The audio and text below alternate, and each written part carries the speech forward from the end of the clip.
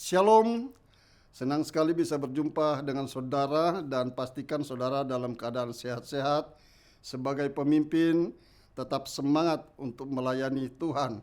Hari ini di dalam pesan khusus saya ingin sampaikan adalah tentang didukung untuk bertumbuh bersama. Di dalam KOR manapun pasti ada seseorang yang diizinkan Tuhan supaya tidak sependapat dengan kita. Dan perbedaan pendapat di segala hal sudah biasa yang sering terjadi di kalangan kita. Ada yang tidak suka dengan gaya kita, ada yang tidak suka dengan pendapat kita, cara ngajar, ada juga yang tidak suka cara berbicara kita. Bahkan ada yang tidak suka jika kita berhasil.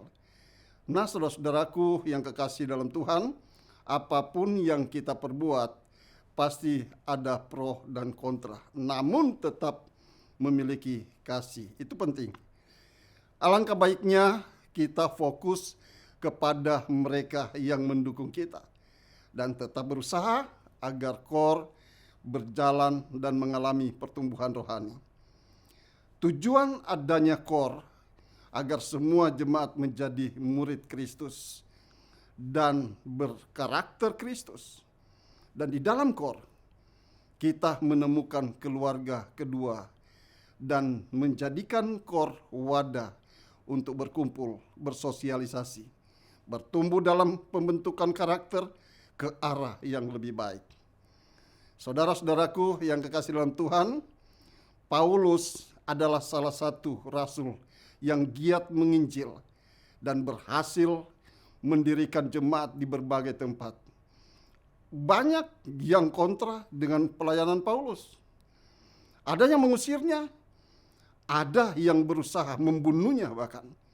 Ada yang memukulinya dan mengatakan berbagai hal buruk tentang Paulus. Nah, di Athena banyak orang mengejeknya waktu Paulus mengatakan tentang kebangkitan orang mati. Kisah Rasul pasal 17 ayat 32. Ketika mereka mendengar tentang kebangkitan orang mati, maka ada yang mengejek dan yang lain juga berkata, lain kali aja kami mendengar engkau berbicara tentang hal itu.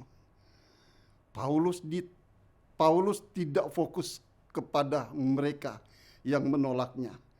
Dia memilih untuk pergi. Kalau saudara bisa baca di dalam ayat 33. Jadi fokus Paulus adalah kepada orang-orang yang masih respon dengan dia. Usaha Paulus tak sia-sia. Beberapa orang menjadi percaya dan menggabungkan diri dengan dia. Saudara-saudaraku yang kekasih dalam Tuhan, mungkin di dalam KOR juga terjadi hal yang sama. Tetapi kita tetap fokus mengasihi mereka, melayani dengan baik. Kalau saat ini Anda tidak didukung karena berbuat benar atau berbuat sesuatu demi kemajuan KOR, tak perlu marah. Bahkan tak perlu kecewa, apalagi mundur dari tanggung jawab. Di dalam KOR pasti ada yang memiliki karakter yang susah diarahkan menjadi lebih baik. Tetaplah berterima kasih atau tetaplah terima mereka sebagai bagian untuk membentuk karakter kita juga.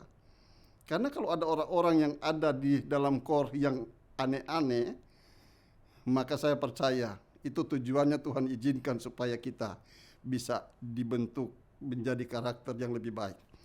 Fokuslah pelayanan kita pada orang yang masih mau mendukung kita. Sebab pasti di antara ada orang yang tidak suka, akan ada orang yang mendukung usaha kita untuk melakukan apa yang benar.